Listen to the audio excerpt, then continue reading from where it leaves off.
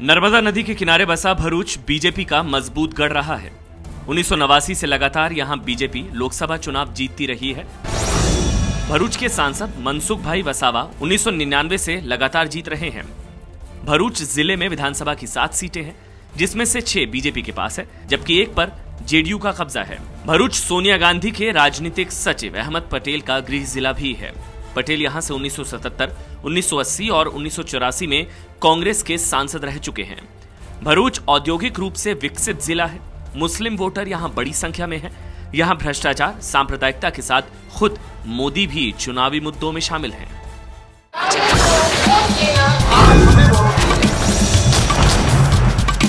नमस्कार, मैं हूं ब्रजेश कुमार सिंह और कौन बनेगा प्रधानमंत्री की नुक्कड़ बहस का कारवां आप पहुंचा है भरूच में। जी हां, ऐतिहासिक शहर भरूच जो कि औद्योगिक तौर पर भी काफी विकसित है। जहां तक सामाजिक संदर्भों में बात करें, आदिवासी बहुल इलाका है, साथ में मुस्लिम आबादी भी काफी अधिक है। और यह भरूच जो है राजनीतिक तौर पर इसकी एक बड़ी पहचान है।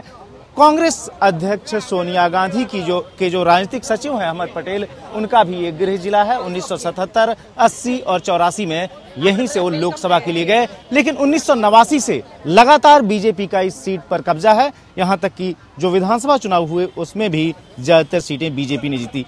लेकिन इस नुक्कड़ बहस को हम आगे बढ़ाएं उससे पहले मैं परिचय करवा दूं जो यहाँ पर कांग्रेस और बीजेपी दोनों ही पार्टियों के महत्वपूर्ण नेता हैं। हमारे साथ आसिफा खान हैं जो कि बीजेपी की राष्ट्रीय कार्यकारिणी की सदस्य हैं, दक्षाबेन पटेल जो कि नगर पालिका अध्यक्ष हैं, और साथ में हमारे हैं मनहर गोहिल जो कि जिला पंचायत के अध्यक्ष हैं। साथ में अगर कांग्रेस की बात करें, रायन सिंह राणा जो कि जिला कांग्रेस अध्यक्ष हैं, नाजू फाड़वाला जो कि प्रवक्ता है कांग्रेस के, और अरविंद भाई जो कि प्रदेश मंत्री हैं। तो सबसे पहले कौन बनेगा प्रधानमंत्री और क्यों? आसिफा खान, आपसे।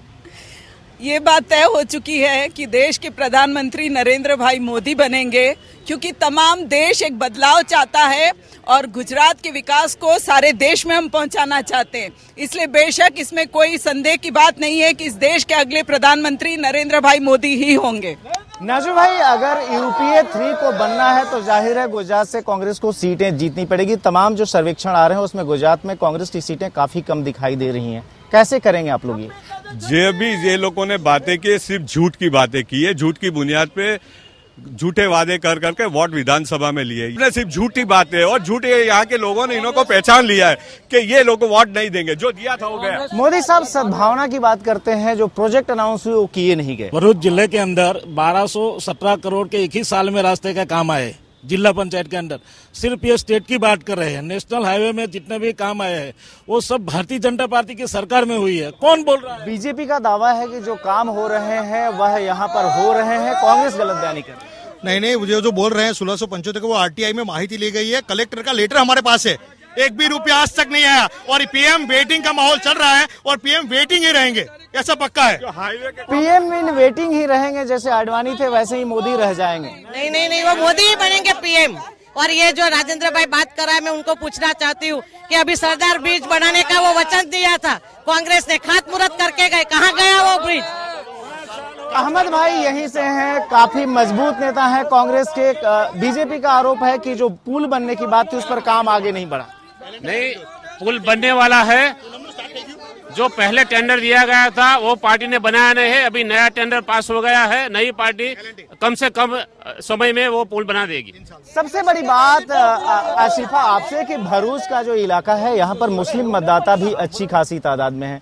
कैसे आप लोग जोड़ पाएंगे मुस्लिम मतदाताओं को बीजेपी के साथ, जो कि पारंपरिक तौर पर कांग्रेस का वोटर रहा है? मुसलमान भरूच जिले का और गुजरात का मोदी जी के साथ जुड़ चुका है। मेरा केवल एक ही सवाल है कांग्रेस वालों से कि आला दिग्गज आका उनके दिल्ली में जो बैठे हैं वो यहाँ के अंकलेश्वर के काउंसिलर के चुनाव तक नहीं जीत सकते मुसलमान मोहल्ले से।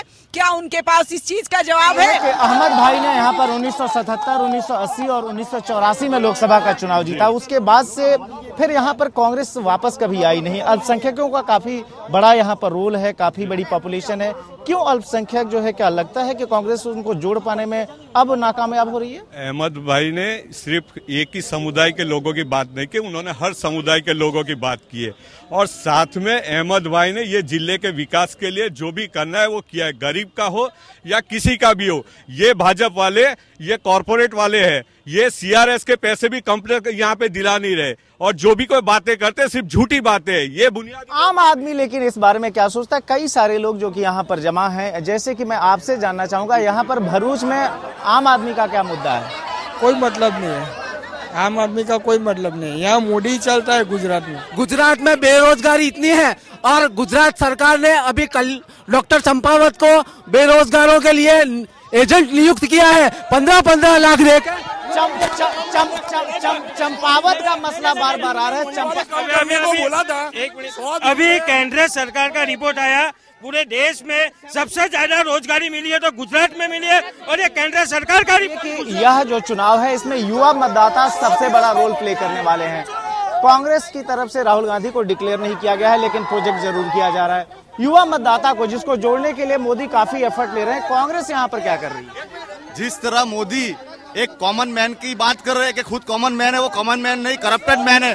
भरूच के अंदर कांग्रेस के शासन में अहमद भाई पटेल और स्वर्गीय राजीव गांधी जी के द्वारा भरूच में औद्योगिक की यहाँ पे जो रोजगार मिला, आज बीजेपी के राज के अंदर 27,000 से भी ज्यादा युवा बेरोजगार है भरूच के अंदर। महंगाई दूर करने के लिए बोला था, वो महंगाई अभी तक दूर क्यों नहीं हुई है?